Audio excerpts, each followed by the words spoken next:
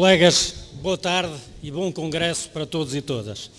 Cabe-me aqui deixar algumas notas da apresentação do projeto trazido pelo Secretariado Nacional para Programa de Ação do próximo triênio. O projeto consta do JF que estava no SAC, nele se integram as propostas do documento próprio que está nas pastas e aquilo que fazemos desde já é um apelo à discussão, aos contributos e, na altura devida, fica já feito o apelo à aprovação pelos delegados ao Congresso deste projeto que o Secretariado aqui apresenta. Para perspectivar a ação e a luta dos professores e investigadores, é útil aprender com o passado e compreender a situação em que estamos. Sublinhamos a importância da relação entre a condição docente e a valorização dos estatutos dos professores e da educação. Esta é a ideia de que parte o projeto e é válida para a situação dos docentes do pré-escolar, dos ensinos básico e secundário do setor público, mas também é para os do setor privado, com as devidas adaptações, como é válida para os professores do ensino superior e para os investigadores. Centremo-nos, por agora, nos primeiros, na certeza de que outras intervenções farão outros destaques. A luta dos professores é por direitos que foram difíceis de conquistar e de que não abdicaremos, mas é também por educação de qualidade, democrática, para todos. É de forma urgente pela atratividade da nossa profissão sobre os jovens. É pelo rejuvenescimento do corpo docente. Lutamos contra o desgaste, a exaustão e o esgotamento emocional a que os professores estão sujeitos.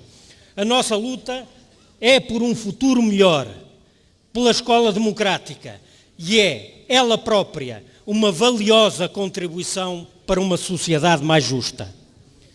A consagração de um estatuto foi uma aspiração antiga, eixo e motor das mais importantes lutas dos professores. É um paradigma daquilo com que sempre teremos de contar. Nada nos será oferecido. As conquistas resultaram e resultarão de combates prolongados, muitas vezes duros, da unidade e da capacidade de organização e de uma persistência que tem raízes na consciência da razão e nos sentimentos de justiça que não alienamos. O Estatuto publicado em 1990 não foi o que os docentes desejavam, mas também não foi, de todo, o que o governo de então queria. Esta tensão iria desencadear, mesmo após a publicação, um contínuo renovado de propostas de negociação e de lutas, alternando ações diferentes em formato e dimensões, em função das necessidades da luta e das disponibilidades dos docentes, alternando momentos mais intensos com períodos de acumulação de forças. Em algumas fases, batalhámos por melhorias, por novos objetivos. Outras, como nos últimos anos, para resistir à ofensiva destruidora, ao retrocesso, à desvalorização e à nivelação por baixo. Durante o governo da direita, PSD e CDS, ficaram particularmente à vista as diferenças entre o movimento sindical, que persiste na luta, de forma inquebrantável, com um projeto de transformação social, e os que surgem só às vezes, uns dando contributos, é verdade, outros instigando divisões, mas que desistem rapidamente, devorados pelas dificuldades e pelo desencanto, acantonando-se na maledicência obsessiva contra os sindicatos e particularmente contra a FEMPROF.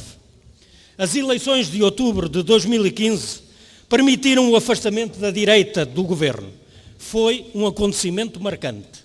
Abriu-se uma oportunidade para a mudança de políticas.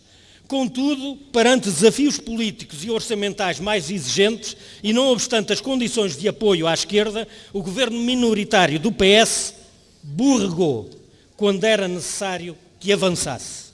Exemplo disto é a normalização da carreira e os 9A4M2D. Dizemos no projeto. Num caminho que, como se sabe, nunca é linear, a luta dos professores conseguiu no passado o que muitos julgavam impossível: a publicação do ECD, a eliminação da prova de candidatura, a recuperação de tempo de serviço em duas alturas distintas ou o fim da divisão da carreira entre titulares e professores. E a luta não deixará hoje de estar à altura das ameaças e do desafio que é tão importante para a profissão docente.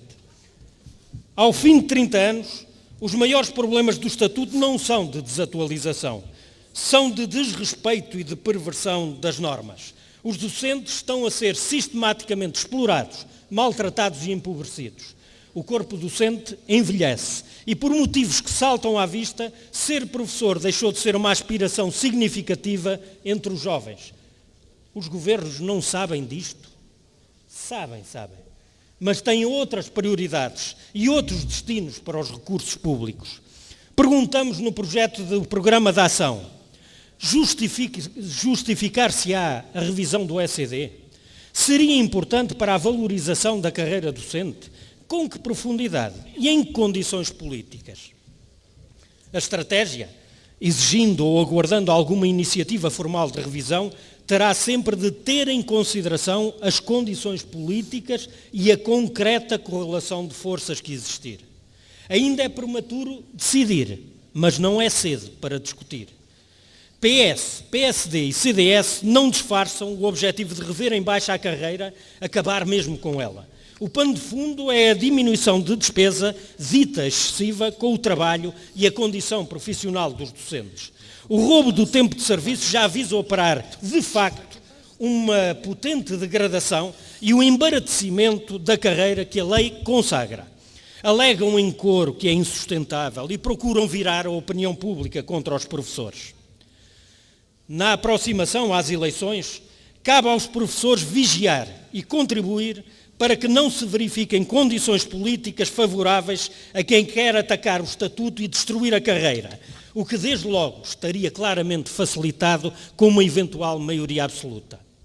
O desencadear de um processo de revisão não dependerá, em definitivo, da vontade dos professores e da estratégia política e sindical da FEMPROF. Se vier a suceder, a luta e a intervenção dos professores e a correspondente ação negocial da FEMPROF deverão ter prioridades, linhas fundamentais, mas a cautelar também o cuidado com outros aspectos que não podem ser esquecidos. Umas e outros constam do projeto apresentado pelo Secretariado Nacional. Neste ano de Congresso termina a legislatura e entre 3 atos eleitorais, em outubro, serão as legislativas. As escolhas serão determinantes para a resolução ou não dos grandes problemas. É obrigatório avaliar o que pode resultar em melhores ou piores condições para a resolução dos problemas. E as melhores condições que tanto desejamos não hão de decorrer, por exemplo, da anulação de boletins de voto, como alguns fizeram recentemente, ou de engrossarmos os já avassaladores números da abstenção. Atitudes como estas não criam melhores condições para obtermos o que é justo. Em particular, a formação hipotética de uma maioria absoluta seria muito perigosa. Não haja dúvidas sobre isso. Os professores e investigadores não podem esquecer o que foi a ação dos governos do PS. É claro, do atual, mas também dos anteriores, em particular dos que com Sócrates e Lourdes Rodrigues dispôs de maioria. E também não podem ter memória curta em relação à legislatura em que a direita, cavalgando a dita crise, ia além da Troika e queria uma segunda legislatura para terminar o seu programa de devastação social e política. Os docentes e investigadores têm especiais obrigações na avaliação dos compromissos que irão ser estabelecidos pelas forças partidárias com vista às próximas eleições. E, porque isto não basta e nem a memória se apaga, têm de avaliar a real credibilidade de quem declara os compromissos. As eleições de 2015 foram pródigas em lições para a democracia. 3 aprendizagens vão ser importantes também para o futuro. Primeira, a da verdadeira importância do voto de cada eleitor. Segunda, o da relevância da eleição, 1 a 1, em cada círculo eleitoral de cada um dos 230 deputados da Assembleia da República. Terceira, a demonstração de que as eleições para a Assembleia da República não são um campeonato para Primeiro-Ministro, ao contrário do que diz a propaganda do regime. As legislativas de 6 de outubro serão, pois, de crucial importância. mas não serão menos importantes as dinâmicas de reivindicação e de luta que sejamos capazes de manter e aprofundar. Sem elas, nenhuma boa correlação de forças se converterá em ganhos e em mais justiça. E por isso, porque as dinâmicas de luta são parte essencial do que nos cabe, há já um grande compromisso de ação que este Congresso deve assumir com toda a força das centenas de delegados aqui presentes, alicerçado na inequívoca opinião de milhares de professores. No próximo dia 5 de outubro, Dia Mundial do Professor, temos encontro marcado aqui em Lisboa, para uma grande manifestação nacional de afirmação e de exigência, para que todos vejam, sem margem para dúvidas, no final de uma legislatura e no início de outra, ao que andamos e o que queremos. Sabemos-lo de experiência feita em décadas de luta. Só é vencido quem desiste de lutar. Nós, professores do setor público, também do privado, também os investigadores, não desistiremos de lutar. A valorização das nossas carreiras é uma condição fundamental para um futuro melhor.